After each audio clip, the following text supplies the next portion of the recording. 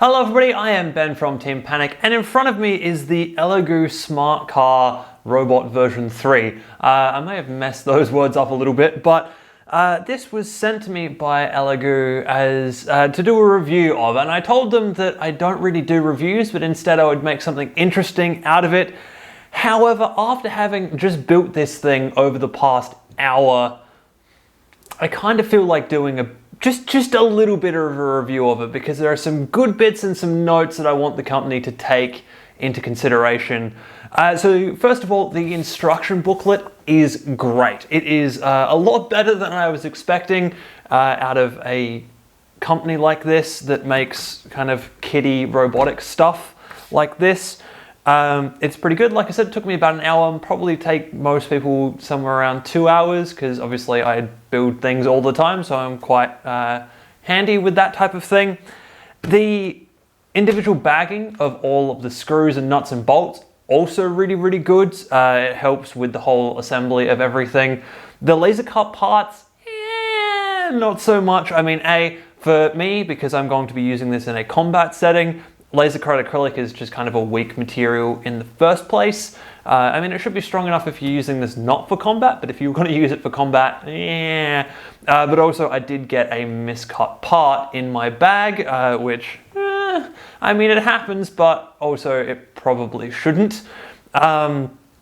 Secondly, there is one wire in here. Like, everything is nice clippy connectors, but there is one wire in here that you can clip backwards, and that seems to be weird to me. They have control over this board, at least the top board that interfaces with the Arduino. This looks like a custom thing they've designed themselves, and yet the cable connector the power wire is backwards from where it actually sits on the line tracking module, which is in underneath this thing.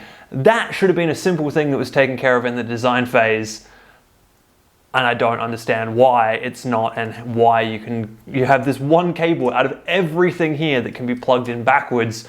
Because other than that, it was actually a pretty decent build process, and it was pretty straightforward, but I'm a little bit concerned about that. Also, the supplied tools were great, but they are missing a wrench of any form, which means that even though you've got tools, the best you can do on this is finger tight, because they did not supply even just like a cut sheet metal wrench that you can use to help tighten everything up here. I mean, these are kind of minory niggles, and I didn't really want to do too much of a review, so we're going to move on.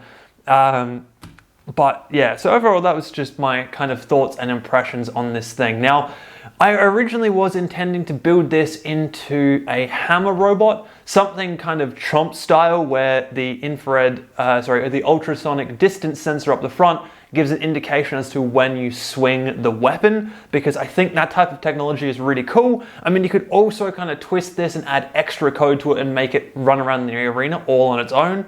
However, building this thing, I just couldn't get the idea out of my head of attaching a knife and adding it to the set of balloon popping robots that I have built in the past. Now, the other reason for attaching the knife and sending it into the balloon popping realm is that we can attach a different sensor. There are open code computer vision modules that you can get that hook up into an Arduino, so we could actually have it range find with the ultrasonic sensor and then have a camera in underneath it that is looking for specific balloon colors, which give us a more precise chop with the knife, which I think is going to be really cool. Obviously, I don't have one of those now, and I probably won't for this entire video. It's probably something that we'll do this build today, and then we will go ahead later on and get that computer vision module and add that to the beast as we go. But for now, it's time to do some programming, because the included programs have a few flaws in them, so I'll show you those in just half a second. And also,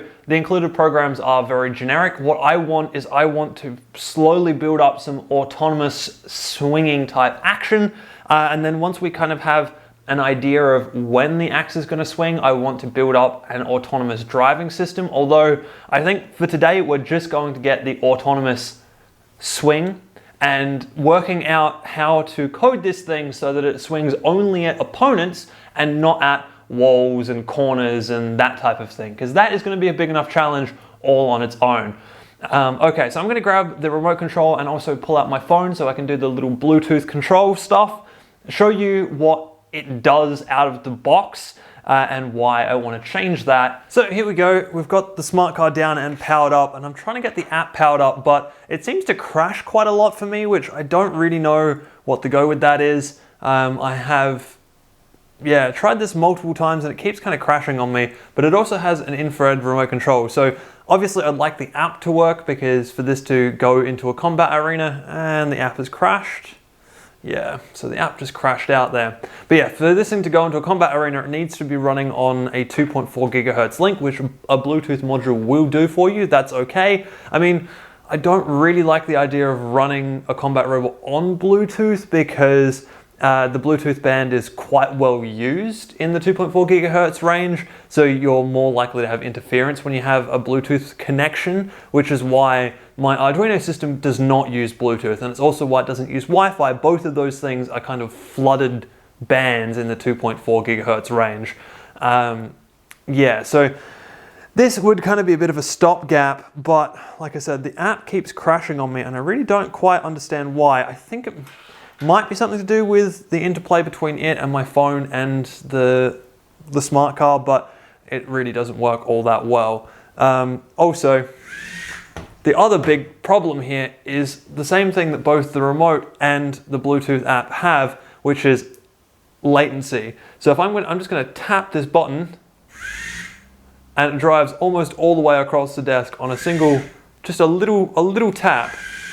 You can see, like, also, this is the other thing too, the IR sensor you can only control from certain angles because it's a directional sensor. Another reason why it's not a good idea for a combat robot. And also, I mean, other than the fact that it's a useless, or it's a non-regulated, it's not in the rules to allow you to use IR to control a robot. I mean, people have used IR to control robots in terms of like multi-brains. People have used IR to send a multi-brain a signal to tell it where forwards is. That's okay, because you've still got a 2.4 gigahertz link out to the controller to tell the multi-brain where it is. But in this case, just controlling off of this is not a good idea. And also you see how much movement I get out of the thing on just a simple button push, which means this thing is not going to respond fast enough to a controller, or a human controller, to actually do any decently in combat. So even more reason why this guy is just going to end up being a balloon popping robot. Anyway, I'm going to see if I can get this Bluetooth app to work, and then we'll hopefully move on to talking about some actual autonomous code. It worked! It actually worked. It finally got working on camera. So maybe we can see this. So it does say to upgrade the software on this, but this is brand new, so it should have the latest software on it. So we need to connect to the car. Okay, so there we go. So it's now connected, so I can use this to control. But if I go, I got it locked earlier, like I said, where also you see too that it does the same thing as the IR app. It doesn't actually have quite as good control as I'd like. So if it is better than the IR, but it's not that much better. So definitely something I want to be upgrading, although I think I'm going to be moving away from this app because it takes so long to actually connect and do anything. Also, you can see here, we've got two buttons that are completely useless to us. They are the obstacle avoiding and the line tracking pre-built programs, which we're not going to be doing anything with either of those. Man, this thing is camera shy. As soon as I turned the recording off, I was just messing around with my phone a little bit more and I got it to spin up backwards. So let's see if I can do this on camera so that you can see it. So full forwards, forwards, full forwards, reverse. Come on.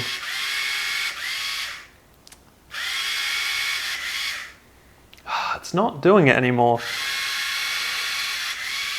There it goes, look at that. So my thumb is completely off this control panel and we've got full forwards backward, or full force backwards on the wheels. So that is really, really, really bad for a combat robot. So we definitely need to improve this code and upgrade the failsafe features by a long, long way. Now, obviously, if I give it a little burst of control, it then does come back in again. But the fact that there's this kind of intermittent bug where it just loses control and pushes full force or full speed with the wheels in one direction, that is terrifying, especially considering we're about to put a giant knife on this thing.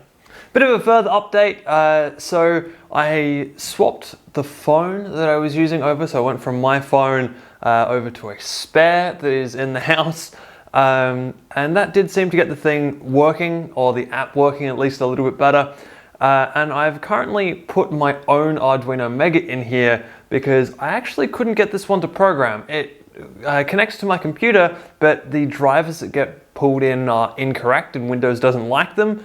And I can't get it to jam it back into generic Arduino drivers, which is a bit of a problem because it means I can't program that Arduino. So for the moment, I've got one of mine back in here, and while I wait for the spare phone to charge up a little bit more, I'm actually going to get in contact with their support and see if there's anything that can be done about this situation and anything that can be done about my phone not actually using their Bluetooth module correctly. And then hopefully, maybe we can get onto what I actually wanted to be doing with this thing today. Okay, so here is where we're at. I have basically changed everything. So this is a spare phone that I had lying around oh, hang on, it's disconnected itself. Let's just reconnect that real quick. So now I've got control over the thing again. I've reprogrammed the Arduino. I moved from my desktop machine to my laptop. My laptop is running a newer version of Windows than my desktop because my desktop is set up for programming all sorts of weird and wonderful chips. So I don't really upgrade that all that often. So the laptop did worked well without any real issues, the way Arduino would normally work, or the way I would expect Arduino to normally work. And yeah, the spare phone also worked, so I don't really know what the issues were in that case, but that is what happened. Also, like I said, I've managed to reprogram the Arduino now, so I've got the servo up the top here tilting on the buttons. So these buttons were originally to do obstacle avoidance and line tracking, but instead I have got them articulating the obstacle avoidance sensor. And this is because I promised that this was going to be a knife attached to a smart car, and we really haven't got there, and I am running out of time to write code for this thing. So what we're going to do is we are going to reorient this servo, and we're going to stick a knife to that, and we're going to go see if we can hunt some balloons manually using the Bluetooth software. Now, this little tiny 9-gram servo I don't think is going to be powerful enough to swing that big knife that I had at the start of the video. So we're going to go over to one of these, one of the steak knives that are used in the other balloon popping robots that I have built.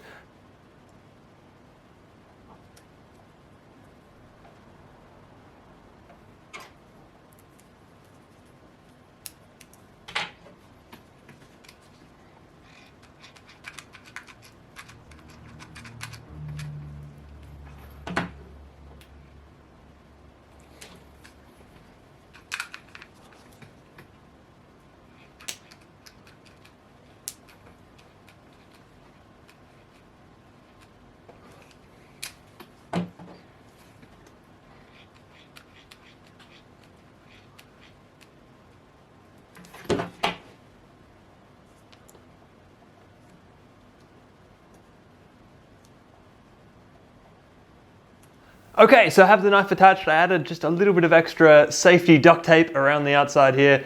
Let's flick this thing on. It is going to move the servo as I do this, so I'm going to stay well back. Yeah, there it goes. Okay, so now we connect the robot smart car once again. Trying to keep my hands out of the way. Let's do that. There we go. Aha, it worked. All right, so then I think if I do this button, ah, yes, stabby boy. And the wheels still work, everything looks good. I just need to remember which button is which on this remote control. Oh, it's so time to go and stab some balloons.